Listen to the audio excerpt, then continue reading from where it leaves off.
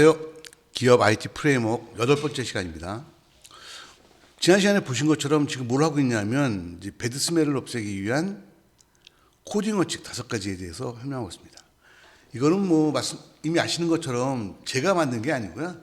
모든 객지단체에서 나온 겁니다. 그래서 요 SRP부터 한번 지난 시간에 보신 거긴 한데 한번 보겠습니다. SRP 같은 경우에는 이제 이 클래스가 하나의 역할만 하도록. 그러니까 사람이 이렇게 하는 건 너무 크다는 거죠. 그러니까 이제 예를 들면 학생, 그런 거죠. 그게 좀 구체적이잖아요. 그래야지 한 가지가 하는 거죠. 그러니까 그렇게 사람보다는 학생, 선생님, 이렇게 만들라는 거죠. 이해하셨죠? 그 다음에 두 번째로는 이제 오픈 클로즈 프린서플이라고 해서 이제 객지형으로 프로그램을 짜다 보면 클래스들이 여러 가지가 쭉 있는 같은 역할을 그러니까 예를 들면 같은 레포트를 찍는다랄지 같은 입력 화면이다랄지 그런 것들 유사한 것들이 되게 많이 있는 경우에 이것들을 갖다가 각자 짜게 되면 유사한 것들이 이렇게 여기서부터 이렇게 다른 같은 기능을 하는데 이게 다른 이름들을 쓰게 되면 이쪽에서 그걸 이용해서 짜는 사람들이 이거를 알아보기 힘들잖아요. 이런 문제가 발생한다라는 거예요. 얘기하는 거예요. 그걸 갖다가 이제 OCP라고 하는데요. 그걸 갖다가 어떻게 하냐 하면 보시는 것처럼 인터페이스를 만들어서 얘가 이거를 향속받도록 하는 거죠. 이렇게 만들어 놓으면 이걸 우리가 기업의 IT 프레임워크가 된다고 그랬죠. 그렇게 되면 이 프로그램 짜러 오는 사람들은 굳이 얘를 보지 않아도, 그죠? 이것만 보면 할 수 있죠. 이렇게 된다고 요 전 시간에 다 설명을 드렸어요. 그래서 그걸 OCP, 오픈되어 있다 어디에 늘어나는 것에, 클로즈되어 있다 어디에 메소드 이름 짓는 것에, 이렇게 보시면 되죠. OCP, 오픈 클로즈 프린서플이다라고 얘기합니다. 요거는 앞에서 말한 그 배드 스멜에서 보면 경직성, 부서지기 쉬운 부동성을 잡기 위한 프로그래밍 기법이라고 보시면 됩니다. 이해했죠? 좋아요. 무지하게 중요한 거예요. 그 다음에 이제 진도 나가죠. 이번엔 DIP. 자, 보겠습니다. 의존성 반전의 원칙이다. 말은 어려운데요. 이거 무슨 얘기냐면 인터페이스나 추상 클래스 같은 걸 사용해서 클래스 간의 연결성을 느슨하게 해야 한다. 이런 얘기입니다. 즉, 다시 이건 이제 일본 책에 나온 얘기고요. 제가 설명하면 우리가 보통 쓰는 클라이언트라는 건 이제 일반 프로그램들은 구체적인 클래스가 아닌 인터페이스나 추상 클래스에 의존해야 한다라는 거예요. 자, 보세요. 요걸 DIP라고 합니다.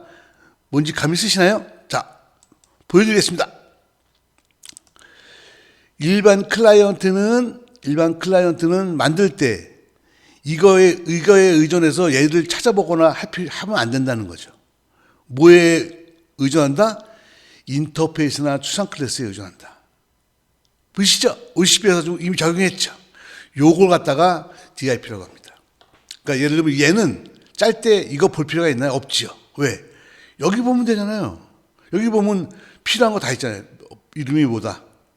함수가 뭐다? 그럼 밑에 거 안 봐도 얘들도 당연히 이 함수로 구현되어 있다는 걸 알 수 있으니까 얘랑 밀접하게 관련된 게 아니고 얘는 구체적인 클래스에 관련된 것이 아니고 얘는 인터페이스나 추상 클래스에 연관되어야 한다. 자, 보겠습니다. 클라이언트는 뭔지 그림 그리시죠? 구체적인 클래스 밑에 있는 것이 아니고 인터페이스나 추상 클래스에 의존해야 한다. 이거 갖다가 우리는 DIP라고 합니다. 그러니까 우리 선배들이 이제 객지형 프로그램을 잘 짜는 법을 하면서 이런 걸 이렇게 만들어 놓은 건데 우리가 이걸 이제 자꾸 외워버릇하니까 늘질 않는 거예요. 이걸 이렇게 이해를 하면 사실 외울 것도 별로 없거든요. 또 한 가지 볼까요? ISP라는 것도 있어요. 인터페이스 분리의 원칙. 이건 뭐냐면요. OCP 같은 거 적용할 때 사용하는 어떤 그 클래스는 특화된 여러 개의 인터페이스가 하나의 범용 인터페이스보다 낫다. 자, 보세요. 특화되어 있는 여러 인터페이스를 쓰라는 거죠. 하나의 자 볼게요. 이렇게 할 때 요 인터페이스는요 범용적으로 위한 여러 개의 함수를 가진 거를 쓰지 말라는 거예요. 예를 들면 보시죠. 레포트를 출력할 때 쓰는 인터페이스. 그래서 여기에는 대가리 찍기, 몸통 찍기, 바닥 찍기를 위한 함수의 이름이 여기 규정되어 있으면 되는 거예요. 여기다가 그거 외에 다른 거 뭐 레포트 말고 입출력에 대한 인터페이스, 입력 화면에 대한 인터페이스 이런 것들도 한 번에 다 해서 하나로 하지 말라는 거예요. 이해가 되시죠? 그래서 자 이제 합쳐보면 어떻게 돼요? 자 OCP하고 DIP, ISP 합쳐보면 얘는 이런데 종수적이지 않고 이것만 보고 짤 수 있도록 해달라. 이거 짜는 놈은 얘가 상관없이 이것만 보고 짤 수 있도록 해달라. 그리고 요거는 특수한 목적에 의해서 세분화돼서 정의를 해라. 지금 이 얘기하고 있는 거예요. 그러면 자 봅시다. 우리가 이걸 갖다가 기업의 IT 프레임워크라고 했어요. 그럼 우리 원칙에 의거해서 보면 기업 IT 프레임워크는 어떻게 만들면 좋죠? 예를 들면 자 볼게요. 레포트에 대한 인터페이스, 입력 화면에 대한 인터페이스, 출력 화면에 대한 인터페이스, 데이터베이스 연결에 대한 인터페이스를 4개를 정해가지고 컴퓨터에 필요한 것들을 이렇게 붙여나가는 거죠. 그러면 일반 클라이언트 어플리케이션 짜는 사람들은 요거 4가지 인터페이스 중에 그 필요한 걸 그때 가져다가 쓰면 되는 거죠. 아직 정확하진 않아요. 여러분께 지금 내가 전부 다 설명드린 건 아닌데 지금까지 설명한 거를 총합해서 보면 기업의 IT 프레임워크는 이 원칙에 의거하면 하나의 클래스는 하나의 역할만 하도록, 그리고 이것들이 그 특수한 목적을 가진 인터페이스를 정의하고 그게 종속적인 그렇게 만들도록, 이렇게 하다 보면 이건 하나의 역할만 하게 되겠죠. 그리고 이런 인터페이스는 범용적으로 하지 말고 목적에 맞춰서 여러 개를 만들 수 있도록, 그렇게 함으로써 프로그램을 짜는 사람들은 이 개개의 클라이언트를 그 구체적인 그 클래스를 보지 않고 요 통합적인 요 인터페이스나 요 추상 클래스만 보고도 짤 수 있다. 그런 얘기가 되는 거예요. 지금 이 여러분이 봤던 객지장 책에 나와 있던 원칙이 5개 원칙이 있잖아요. 그 원칙이 그렇게 중요한 거예요. 그러니까 대부분의 학생들이 그거 그냥 외우고 넘어가요. 근데 그래서 맨날 우리 학생들 가르치면서 외워서 뭐 하려고 이해를 해야 돼요. 지금 여러분 제가 설명한 게 확실히 이해가 되시죠? 그래서 OCP 오픈 클로즈 프린시플, 그 다음에 자 DIP 클라이언트 상세한 프로그램들은 구체적인 클래스가 아닌 인터페이스 추상 클래스에 의존해야 된다. DIP 보이시죠? 이거는 몰라도 돼요. 요거는 알아야죠. 이해해야 되죠. 그 다음에 ISP, 우리가 앞에서 만들던 이런 인터페이스나 추상 클래스는요 범용적으로 만들지 말고 용도에 맞춰서 딱 세부 용도에 맞춰서 사실 만들어서 관리하라라는 거예요. 대박이죠. 지금 여러분은 그러니까 이미 IT 프레임워크를 만들려고 우리 선배들이 90년대부터 얘기했던 원칙들을 제가 이제 2000년도 2020년도에 와서 지금 설명하고 있는 거예요. 처음 객지장을 접하시는 분들이면 지금 제 설명을 자세히 보시면 좋겠어요. 이 원칙을 아셔야 이 뒤에 나오는 것들을 설명할 때 여러분이 따라올 수 있어요. 이해하셨죠? 자, 몇 개 안 남았습니다. 진도 나갑니다. 다음 리스코프. 리스코프는요 생각보다 안 중요해요. 이건 그냥 어떻게 보시면 되냐면 상속은 완전히 동일한 클래스를 정리할 때 사용하는 것이다. 그래서 리스코프 책에 보면 이런 거죠. 종업원이 있고요. 월급 받는 종업원, 뭐 시간제로 일하는 종업원들이 있어요. 자원봉사자도 있어요. 얼핏 보면 이것도 종업원이니까 상속을 하는 게 맞을 것 같지만 자원봉사자는 이 종업원이면 다들 급여를 받잖아요. 근데 급여를 받는 걸 얘는 받는 게 필요가 없죠. 그러니까 요런 것일 경우에는 상속을 쓰는 게 아니다라는 거예요. 그러니까 이제 상속을 언제 쓸 거냐라는 거고요. 이 말은 뭘 얘기하는 거냐면요. 거꾸로 얘기하면 상속은 완전히 동일한 클래스를 정리할 때 사용하지, 그 외에는, 그러니까 상속은 굉장히 조심해서 사용하라, 이 말을 하고 싶은 거예요. 숫제 인터페이스를 적용해라 라는 얘기를 하고 싶은 거죠. 그래서 상속은 이게 아무 때나 종업원이라고 해서 막 같은 종업원이 막 묶거나 이렇게 하지 말라는 거예요. 얘랑은 완전히 똑같잖아요. 그죠? 데이터도 같고 급여에 사는 것도 같잖아요. 그러니까 요거는 완전히 같은 것 드릴 때는 상속을 딱 적용하고, 이거는 엄밀하면 종업원이긴 한데 뭐가 없어요? 이게 없잖아요. 이런 건 상속 적용하는 게 아니다. 앞에 것들에 비해서는 덜 중요하죠. 어쨌든 여기서 여러분이 알아야 될 거는 뭐냐면, 상속을 언제 쓸 거냐? 완전히 동일할 때. 이해하셨죠? 이것도 뭐 앞에 거보다 덜 중요하지만 상속을 언제 쓸 거냐에 대해서 가이드를 만들어 준 거예요. 이해하셨죠? 좋아요. 다음. 이제 라스트네요. 자, 이번에 보세요. 자, 하나의 요구사항. 예를 들면 뭐 기능 이런 거죠. 그것은 한 곳에 두어서 한 번만 구현하고 다른 곳에서는 가져다 쓰라. 그러니까 코드의 중복을 피하라. 그런 거예요. 요거는 뭐랑 비슷한 거죠? 요거를 하기 위해서는 상속이 있으면 좋겠죠.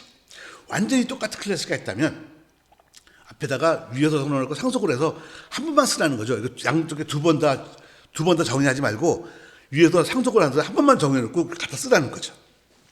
그런 거죠. 요거는 여러 가지가 있어요. 자, 보세요. 변하지 않는 클래스를 대상으로 이들의 공통성을 정리할 때는 상속을 쓰죠. 그 상속에서 상속이 쭉 내려갈 때 중간 단계에 있는 요것들만의 10개가 쭉 있는데, 여기서 요것들만의 요것들과 속성을 묶어서 전체적 속성인데, 부분적인 속성을 묶을 때는 추상 클래스라는 걸 쓴다는 거죠. 그 다음에 뭐죠? 공통 기능, 함수라고 얘기하죠. 그 공통적인 기능을 표준할 때는 인터페이스를 쓴다는 거죠. 그러니까 중복하지 마세요라는 원칙이 DRY라고 하고요. 이거를 위해서 쓰는 방식이 상속 추상 클래스 인터페이스가 있다는 걸 아시면 되죠. 그러니까 지금까지 여러분이 곰곰이 보시면요, 프로그램 언어라는 것 자체가 그렇게 복잡한 게 아니에요. 아주 몇 개 안 되잖아요. 5개까지 기능밖에 안 된다니까요. 그 중에서 그걸 갖고서 어떻게 하든지 여러 명이 동시에 개발할 수 있고 유지보수 쉽게 개발하기 위해서 우리 선배들이 머리를 굴린 게 뭐냐면 이렇게 하세요라는 거고요. 그게 몇 가지 안 되죠. 가장 중요한 게 중복하지 마세요. 이렇게. 그죠? 그래서 이제 요약을 한번 해볼까요? 자, 봅시다. 앞에서 객시장 프로그램은 이러면 안 돼요 라고 해서 배드스멜을 만들었었죠. 그죠? 그래서 여기서 보면 무엇 하나 바꿀 때마다 다른 것도 바뀌어야 된다. 이거는 뭐예요? 내 프로그램이 특수한 스페시픽한 것에 종수되어 있다는 얘기니까, 이런 건 여기 있는 요것에 의해서 해결할 수 있고요. 하나가 바뀌면 다른 것이 바뀌는다? 이걸 해결할 수 있고요. 이걸로 구체적으로 어떻게 해결하는지는요, 샘플은 이제 요 이후에 제가 이제 프로그램 사례를 갖고 설명할 거니까 일단 여러분 이해만 하시면 돼요. 그 다음에 시스템을 딴 데 사용하기 힘들다? 이거는 이제 SRP, 기능이 많아서 그렇다고 그랬죠. 중복된다? LSP, 리스코프. 명확한 기능이 없다? SRP. 그래서 나머지 이제 이거는 환경이 안 좋은 거고 불필요한 거 만든 거고. 자, 그래서 이제 보시면, 자, 이제 우리가 처음에 시작할 때 여러분 모든 책에 다 나오는 거예요. 이 배드스멜이라는 걸 놓고 이 배드스멜을 없애기 위하면 어떻게 하면 좋겠냐? 가장 처음이 뭐였죠? SRP. 한 가지 책임만 갖도록. 상속은 똑같은 거에만 아주 제한돼서 적용하도록, 그리고 공통된 기능들이 중복하지 않도록, 그죠? 공통된 기능이 중복하지 않도록 하려면 어떻게 해야 된다고요? 상속 추상 클래스 인터페이스. 그 다음에 유사한 클래스가 되게 많아. 그거를 할 때 그거를 상속으로도 할 수 있지만 어떻게 해요? 인터페이스로 할 수 있죠. 오픈 클로즈 프린서플. 오픈 클로즈 프린서플을 적용할 때 어떤 게 있어야 된다고요? 프로그램은 구체적인 클래스에 종속되는 게 아니고 추상 클래스나 인터페이스를 통해서 짤 수 있도록 해야 된다. 그리고 그 인터페이스는 범용적으로 만들지 말고 아주 구체적으로 해서 이렇게 소규모 단위로 여러 개 만들어야 된다. 요 얘기를 하고 있는 거예요. 지금 정말 몇 개 안 되는 이 원칙들을 여러분이 이해하셨으면요, 여러분은 IT 프레임워크를 만들 수 있는 기본 준비가 된 거예요. 기존에 보면 저도 제가 이제 그 교수된 지 한 10년쯤 넘었으니까 그 전에 엔지니어 할 때는 사실 저도 그 당시에는 이거를 완벽하게 이해하지 못했었어요. 물론 그래도 일은 잘했어요. 근데 이제 오랜 세월이 지나서야 저도 이제 깨닫게 된 건데, 그래서 오늘 이 동영상을 찍는 거예요. 우리 후배님들이나 우리 학생들 분들은 좀 저보다 좀 빨리 배우시라고요. 그래서 여러분 모든 책에 나오는 배드스멜, 그다음에 개체 프로그램의 6가지 원칙에 대해서 제가 연결을 시켜가지고 하나하나 설명을 했어요. 앞으로 오늘 이후로 제가 하는 모든 것들은 이거를 벗어나지 않아요. 이해하셨죠? 그래서 오늘 여러분들이 여기 보면 OCP, DIP, ISP 이름들은 막 많은데요.